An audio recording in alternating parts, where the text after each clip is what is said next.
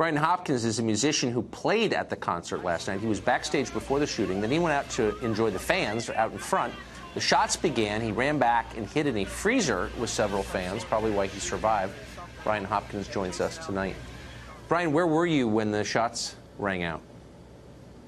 I was actually out front.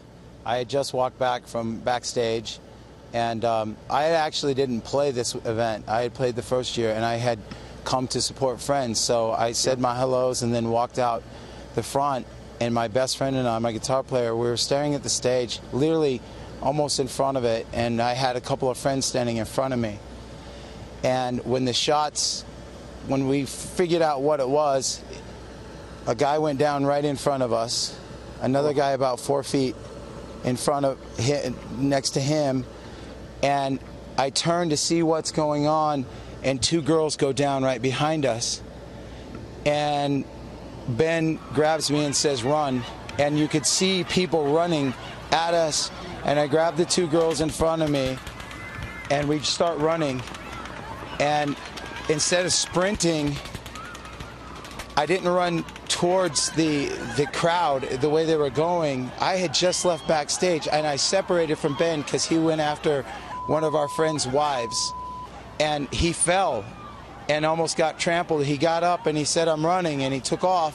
I lost him. And I ran through the backstage area, and that's when all you hear is bang, bang, bang, bang, bang, bang, bang. It's just coming. And you can hear it coming off the rooftop, off the stage above. And I started running, and I had them, and people were following me. And it stopped about for seconds. And then it started up again, and we run into a fence, a big fence. And I could have hopped that fence. I could have easily been over it, but there was no way. There were screaming people. There were people afraid they can't get over. And so there was a freezer. I didn't know it was a freezer, but it was a big trailer. And the door was propped open, and I could see somebody in there.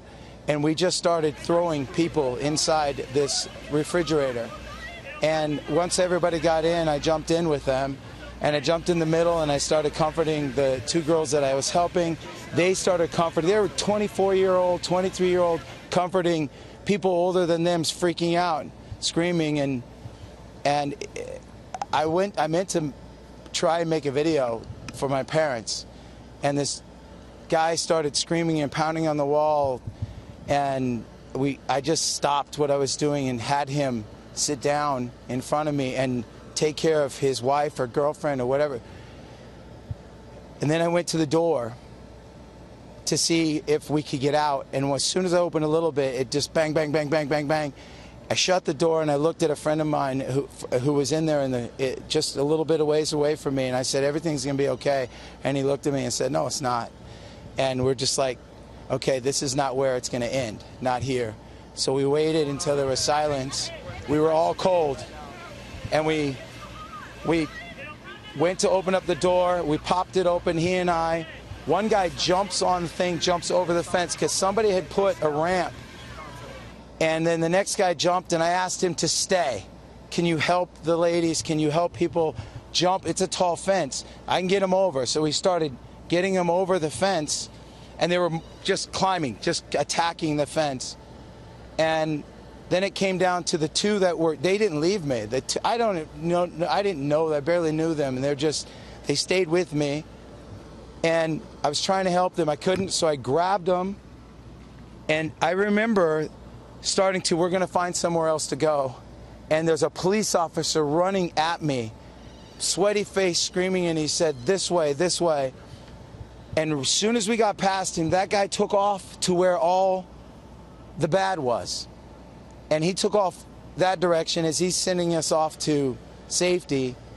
And I don't know if there was anyone behind me, but I just grabbed the girl's hands, and we were running, and there's a body and another body and another body. And then there was another body. In the body, the guy had got shot in the stomach, and his friends, they were over him, like trying to keep him alive, and there's no way he was still alive.